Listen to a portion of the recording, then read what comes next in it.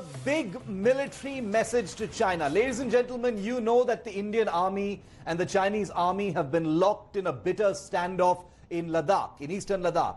But India is choosing to send out its message not just in Ladakh, but also elsewhere, and especially where China is the most vulnerable, that is the Indian Ocean. As we speak, and as I bring you this broadcast, Indian warships are headed south into the Indian Ocean to meet with the ship you see on your screens, the USS Nimitz, one of the largest warships ever built. It's a nuclear-powered aircraft carrier. And when the Indian ships meet with the US ship, they're going to be joining up, linking up, conducting a short exercise, and sending out a message to China. Take a look.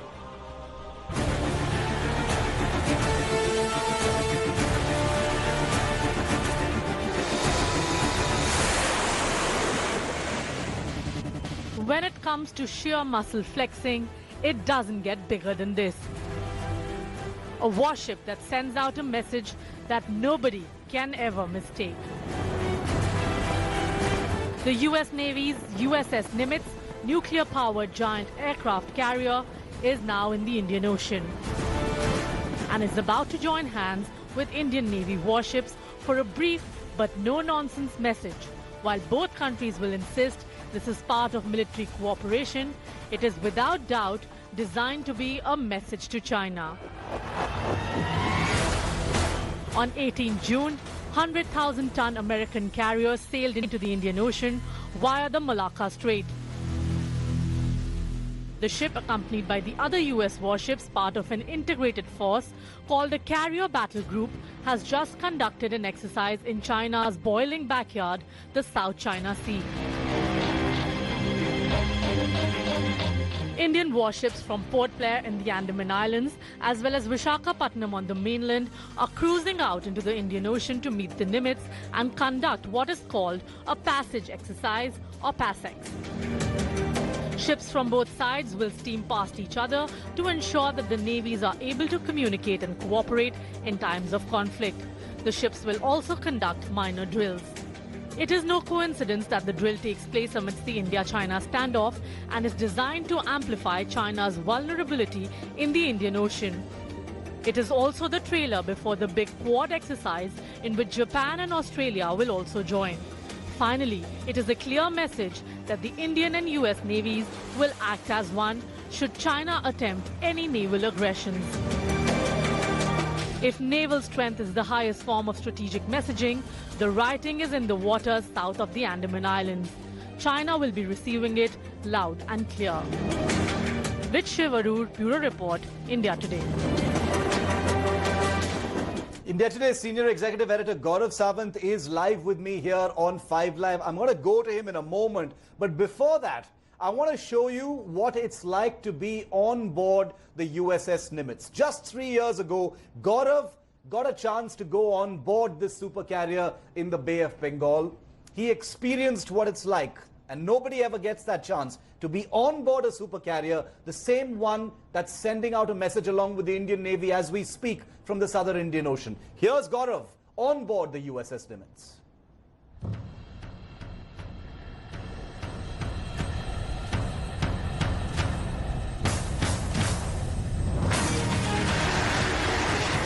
On board the US Navy aircraft carrier Nimitz, I'm GAURAV SAWANT.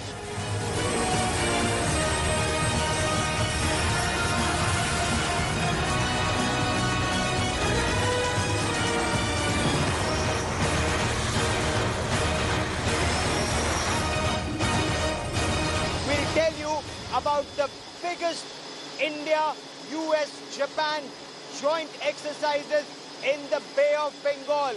The big aim is to ensure that sea lanes of communication are open, and this is to checkmate China.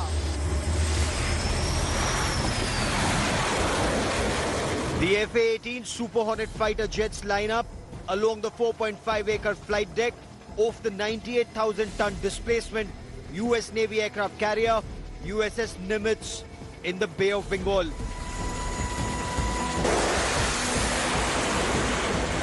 One after the other, a dozen aircraft are catapulted into the sky in under 2 minutes each. Well, the scope of the exercise is to get the U.S. Navy, Indian Navy, and the Japanese Maritime Self-Defense Force together both in port and at sea. And over the 25 years of Malabar, it's becoming bigger and I would say better because of the complexity of the operations.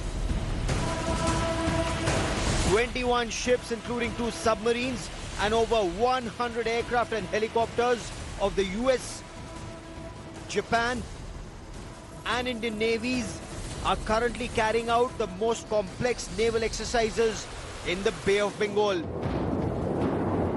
I think the message it sends is just that the 3 countries that are working together, that we're in favor of freedom of navigation on the high seas. But I know I'm supposed to follow the law of the sea when I go out there, high seas rules, and the United States supports that. Beijing has been trying to increase its footprint in India's backyard.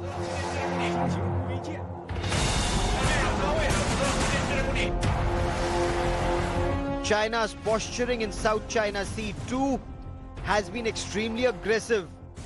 So while interoperability is the name of the game at the Malabar exercise, there is a clear signal being sent to the Dragon. Rules of sea must be followed by one and all.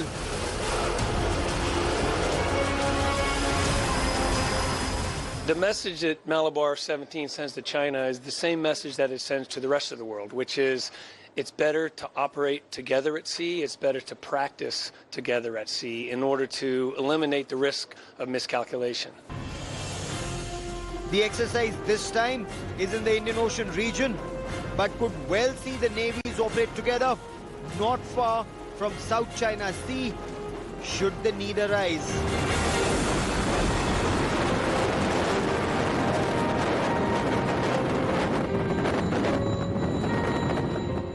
Joining me live, Gaurav Sawant, who sent us that report in 2017 after going on board the USS Nimitz. Also with me, Sandeep Punithan, Executive Editor of India Today, and Captain Dalip Sharma, former spokesperson of the Indian Navy and currently a commentator and consultant with BHARATSHAKTI.in. Gentlemen, thank you very much for being with me. Gaurav, straight to you first. You've been on board the USS Nimitz yourself, Gaurav, so you know what that ship is really all about. Take us through what this passage exercise that the Indian Navy is about to conduct in the Indian Ocean is. What is the significance and why is it such a direct message to China? Shiv, this is the world's largest aircraft carrier. It's a 98,000-ton displacement aircraft carrier with 100 fighter jets on board. And Indian Navy, I mean, our biggest design is Vikramaditya, which is 45,000 tons displacement. No, when the Indian Navy and the US Navy exercise together in the Arabian Sea, in the Indian Ocean region, the message is very clear. And this exercise, so 2017 was Arabian Sea, 2020 in the Indian Ocean region, the message is very clear. The democracies of the world are coming together to ensure freedom of navigation. Sea lanes of communication have to be open to all. So there is no artificial 9-dash line, which of course is South China Sea. But the messaging, Shiv, is very clear. Right now you have India and America carrying out a passage since USS Nimitz is passing through. Ronald Reagan will pass through subsequently. But India, America, Japan, Australia, 4 democracies of the region, when they come together and exercise as part of Quad, the message is democracies of the world counter an expansionist China. China's trade, China's oil passes through that very narrow Malacca Straits, and should China try to be belligerent in Ladakh or elsewhere, there are consequences for China in the Malacca Straits. So that's the signaling from a democratic world to an expansionist China, Shiv. Captain Sharma, coming to you, you've been on board, correct me if I'm wrong, either the USS Nimitz itself or one of the other Nimitz-class super carriers of the Indian Navy. You know, you've conducted the Indian Navy's strategic messaging during Malabar exercises as well. This one is like a mini Malabar. It's a trailer before the big one. Take us through the significance of this. This was decided, not long ago. It was keeping in view the current situation in Ladakh, the South China Sea, etc. The importance of this passage exercise, Captain Sharma. Good evening, Shiv. You are very right. I have been on board both the Roosevelt as well as Nimitz. Nimitz, along with GAURAV, they embarked 24 hours prior to me. But after that, I embarked with the CMC. Having said that, now 2-3 things are very important, Shiv. 3-4 days back, the MEA has put out the press release that South China Sea will be, as the first time India has made a statement that they are the global commons and have to be treated like that. At that time, if you recollect, USS Nimitz as well as Ronald Reagan, both were exercising over there and trying to send a message across that no more the might is right, kind of an attitude of China, which they have been, doing for the last 10 years and have been bringing pressure on all the smaller littorals over there, whether it is Vietnam, Philippines, Thailand, Indonesia, Taiwan, Japan. They were trying to, take them on one by one. Yes. And they have taken their islands, they have militarized the islands, and they have sort of denied the rightful usage of the global commons by all these smaller nations. And more so now during the pandemic in the last 3-4 months, what they have done is they have done a very bad trick with India. So they made intrusions into our territory or yes. that LAC. And now you can see it whether, the disengagement and, de-escalation, nothing is happening. Yeah. And that is the statement by the Honorable Raksha Mantri also. So now we have to wait and watch. But the messaging which now it is going, that okay, if you, continue with this standoff, we have other pressure points. And now the pressure will be brought on somewhere else. And that is not only by us. Yes. It is all by the like-minded navies of the world. It's very interesting. We have never said anything. I'm glad you said like-minded navies, and this is a pressure point that actually affects China. Sandeep, China's vulnerabilities, Shiv, Shiv, give me 1 minute. Give me 1 minute. Yeah, complete your point. 20 seconds. Last 4, 5, 7 years.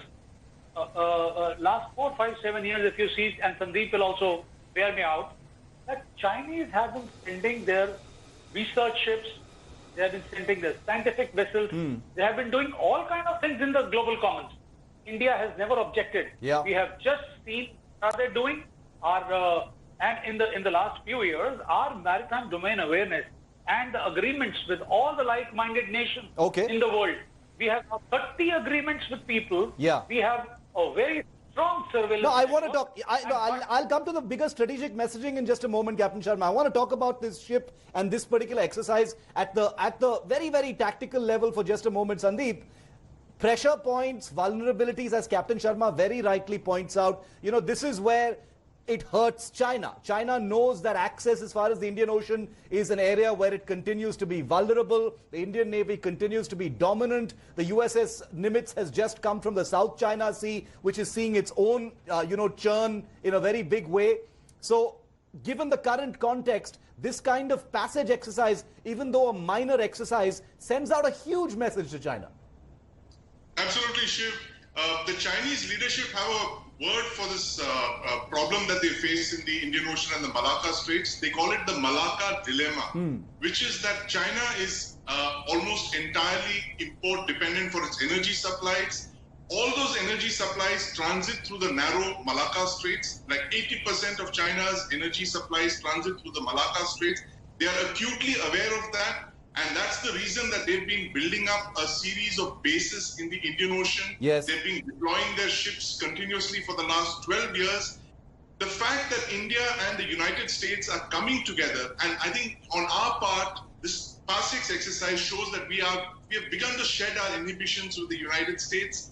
It shows that both these countries are going to come together more often on the maritime front. As China moves in on the land front, both the navies are going to start to create a kind of quad of democracies, and we're going to see a second rerun of that later this year with the Malabar 2020 exercise ship. It's going to be very, very important. Like Sandeep very rightly said, this is like a trailer. It's like a mini Malabar involving just India and the United States ships. Later this year, you're going to have Japan and Australia, very likely Australia also joining in, and it becomes the quad, or the 4 countries that have their intentions, their capabilities aligned, and in one way it is pointed at containing a very hostile, marauding China in not just the South China Sea, but in the region in general. Gentlemen, stay with me.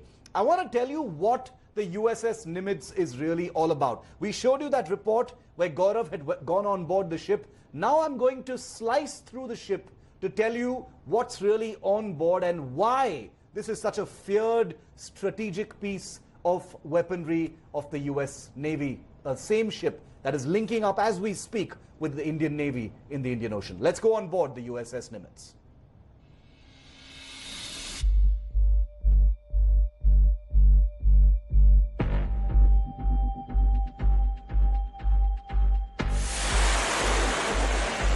She's the oldest American aircraft carrier in service, but there's something about the Nimitz.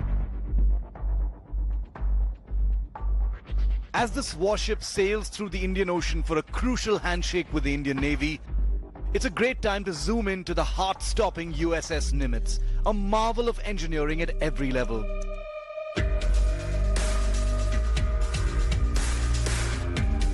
For starters, she speaks through her size. At 100,000 tons, over 330 meters long, and with over 6,000 personnel on board, she's quite simply one of the biggest warships ever built. Powered by 2 nuclear reactors buried deep under her decks, the Nimitz isn't just a floating city, of course. She's a sailing arsenal. On deck, the ship bristles with over 90 aircraft and helicopters. The teeth of the Nimitz are these jets, FA-18 Super Hornets. Twin-engine jets that are launched using a steam catapult system and recovered using arrestor wires on deck.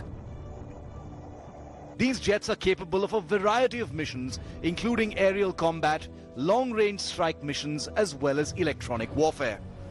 One of the most crucial aircraft types on the Nimitz is this one, the E-2 Hawkeye, dedicated early warning and control aircraft.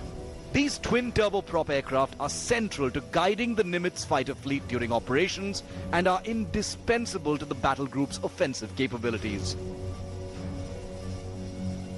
The helicopter complement of the Nimitz comprises the MH-60 Seahawk multi-mission choppers, built to attack ships and submarines, as well as function as utility platforms whenever necessary. Earlier this year, the Indian Navy ordered 24 of these helicopters, with the first to arrive by the end of this year. For all its bulk and brawn, the USS Nimitz never sails alone, but rather with a carrier battle group, which includes cruisers, destroyers, replenishment tankers, and nuclear submarines beneath the waves. The Nimitz is the oldest of her class of 10 such. Gaurav, coming back to you, the USS Nimitz, you know, the United States has 10 such Nimitz class carriers. It's going to be getting 4 more of the Gerald Ford class carriers. And these are in many ways the very core of US power projection far from their shores. You know, no other country really has that in this kind of scale and this kind of strength. Is China going to be tracking this? What is the message really for China? Is this as simple as, in case hostilities break out, the United States and India are completely aligned to take on China in any way necessary? God forbid, should hostilities break out, Shiv, India will be fighting our own battle, whether it's in the Malacca Straits or in the Indian Ocean or even in the Himalayas. Others will provide assistance like in the past in terms of intelligence, like it came during Doklam. But God forbid, should the balloon goes up, should the balloon go up, we'll be on our own. Everyone will look after their national interests unless US interests combine with Indian interests to the extent. These are coercive, to an extent. This is the gunboat diplomacy of Otto von Bismarck, where you use your power and you project power. You don't use that power, you only project it. So if you were to, in a way, choke Chinese supply ships, their oil tankers, other resources that are going into China, China with its population in some time would collapse. There would be trouble for China if a series of exercises were carried out in this area. At least that is what the thinking is. If there's a lot of coercive activity by 2 US Navy aircraft carrier groups in South China Sea, so all the carrier killers that Chinese talk about, they were good for nothing. The US carried out an exercise in South China Sea and went away from there. So that is how democracies come together to tell China to stay in its place and reduce its expansionism. Whether China becomes even more belligerent or not remains to be seen, but if good sense prevails, because China cannot remain an isolationist power, there will be better sense that may just prevail, Shiv. Captain Sharma, this is like a trailer to the bigger Malabar exercise that's going to take place later this year, which will involve at least 3 countries, if not 4. Australia almost definitely going to be on board. That's going to be a much more complex exercise. And message to China. Obviously, Shiv, obviously, you see, now as the relationship between India and Australia is progressing, and you have seen in the last month when the virtual meeting between the 2 prime ministers happened, and after that we have signed the comprehensive security partnership. The strategic partnership has been signed. There have been 10 agreements signed, including the maritime logistic support agreement. So you see how the step by step, we are going from strength to strength. And I have no doubts in my mind that Australia is coming. Now, whether it is the announcement is done tomorrow, day after, or 10 days. But this is going to be, this Quad was till now everything but defense, but now Quad will be everything with defense. Number 2, this exercising and show of strength in the Indian Ocean region. First of all, let me tell you, Shiv, that these opportunities come very far and few. Getting aircraft carrier all the way from, the Pacific to come to this side, and when we know where all it is going, but they have been very, very accommodative. That they have brought in the Indian Navy, and now what will we do? We will do all kind of things, and we'll go to the next step. We have been exercising with them. But you see our interoperability. And we always, as you know it, whenever 2 big navies meet, there is something to learn, either side. So it will be interoperability, there will be lessons learned, there will be best practices exchanged. And I must also tell you that after the SISMOA was signed, now we have the communication equipment with us. Very important, A beautiful system, very beautiful system, which has been now set up between the Indian Navy and the US Navy, where no third country can ever, get to know what is happening. And the level of exercises, whether it is the surface action groups, the anti-submarine, the air sub cooperation, the works. It's going to be. Everything will be exercised, because this opportunity of 72 hours, if utilized, what I can promise my viewers is that today was just a preview, a curtain raiser of this passage exercise. There's going to be more activity tomorrow. I will have Captain Sharma, Gaurav and Sandeep back on the show tomorrow at 5 Live to update you on this crucial joint drill by the Indian and US Navies. Gaurav, Captain Sharma, Sandeep, appreciate it, gentlemen. Thank you very much for being with us. Hello everyone, this is Rahul Kamal here. Hope you enjoyed this video. For the latest news and analysis, like and subscribe the India Today YouTube channel, and don't forget to press the bell icon to stay updated.